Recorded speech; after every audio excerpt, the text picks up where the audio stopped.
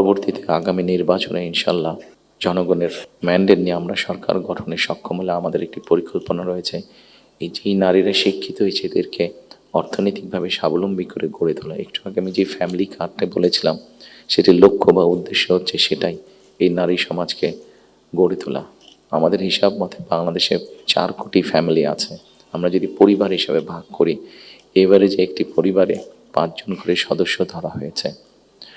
আমরা এই ফ্যামিলি কার্ডটি আপনাদের সামনে একটু তুলে ধরতে চাইছি আমাদের পরিকল্পনাগুলো, কারণ এখানে একজন সাংবাদিক উল্লেখ করেছেন যে 25 তারিখে যখন আমি এসেছি আমি একটি কথা বলেছিলাম মার্টিন লুথার কিংয়ের মতন আই হ্যাভ এ ড্রিম, যেমন বলেছিল 62 বছর আগে মার্টিন লুথার কিং। আমি বলেছিলাম আই হ্যাভ এ প্ল্যান। সেই প্ল্যানের মধ্যে একটি অংশ আছে বাংলাদেশের যে হাফ পপুলেশন নারী তাদেরকে ঘিরে, এবং সেটি হচ্ছে ফ্যামিলি কার্ড। ফ্যামিলি কার্ডের মাধ্যমে ইটস নট যে একটা ফ্যামিলি কার্ড যে নারী পাবে সেটি সে সারা জীবন পাবে। একজন গৃহিণী বা একজন হাউসওয়াইফ যে পাবেন কার্ডটা সারা জীবনের জন্য না, আমরা 5 থেকে 7 বছর দেব।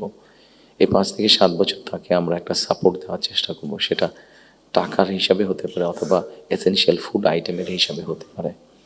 কারণ আমরা দেখেছি যে একজন নারী বা একজন স্ত্রীকে বা একজন গৃহিণীকে যদি একটি সাপোর্ট দেওয়া হয় সেটি সে তার ফ্যামিলির জন্য সঠিকভাবে খরচ করে দেন একজন পুরুষ। এবং আমরা রিসার্চে দেখেছি যে যদি 5 থেকে 7 বছর দেওয়া যায় তাহলে সে যেই অর্থটা তার হাতে জমা হয় সে মূলত 3টি কাজে খরচ করে। প্রথমত তার ফ্যামিলির স্বাস্থ্যের পেছনে, দ্বিতীয়ত তার ফ্যামিলির ছেলেমেয়েদের শিক্ষার পিছনে, তৃতীয়ত সে যে অর্থটা জমা করতে পারে সেটি সে ছোটো ছোটোভাবে ইনভেস্ট করে।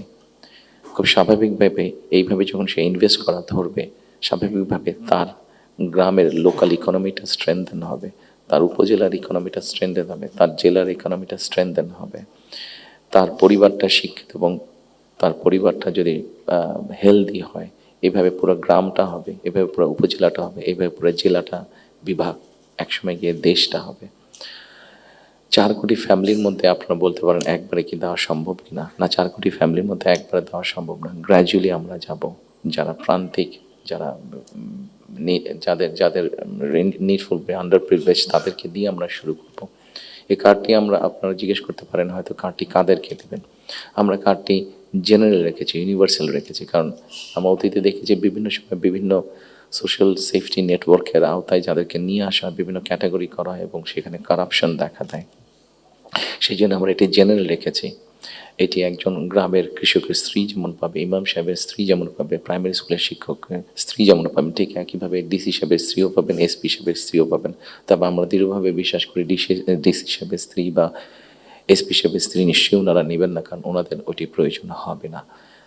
করাপশনটাকে যাতে মানে একটা স্প্রেড না করে, করাপশনটা যাতে স্বাভাবিক একটা পর্যায়ে থাকে, কিছু তো অ্যানোমালিজ হতে পারে, সেটি আমরা গ্র্যাজুয়ালি ঠিক করব। ঠিক এভাবে কৃষকদেরকে হেল্প করার জন্য আমরা কৃষি কার্ড করেছি। একটি বড় সমস্যা হচ্ছে হেলথ ইস্যু। বাংলাদেশে 20 কোটি মানুষ। আমরা স্লোগান দিয়ে হয়তো বলতে পারি যে সকলের জন্য স্বাস্থ্যর ব্যবস্থা করব, আমরা সকলকে স্বাস্থ্য সুবিধা আমরা দিব। এখানে আপনারা অনেকেই আছেন যারা আপনারা ইউকেতে গিয়েছেন, যেহেতু আমি ইউকেতে অনেকদিন ছিলাম, স্বাভাবিকভাবে আমি তাদের বিষয়টি আমার নজরে বেশি পড়েছে।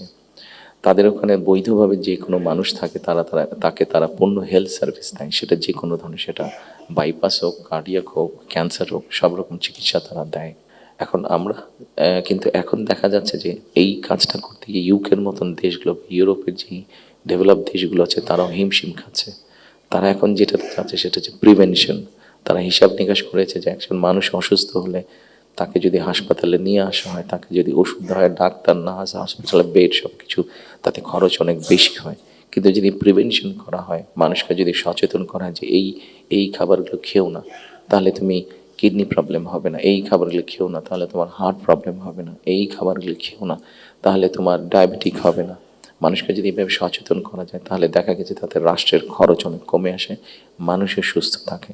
এবং এটার উপর বেস করে, যেহেতু ইউরোপে এই কাজটা চলছে, এটার উপরে বেস করে আমরা হেলথ কেয়ারার অ্যাপয়েন্ট করতে চাই। এবং এই হেলথ কেয়ারের অ্যাপয়েন্টের আরেকটি মূল লক্ষ্য উদ্দেশ্য হচ্ছে এরা যেরকম বেসিক ট্রেনিং পাওয়ার পরে গিয়ে মানুষকে সচেতন করবে, অ্যাট দ্য সেম টাইম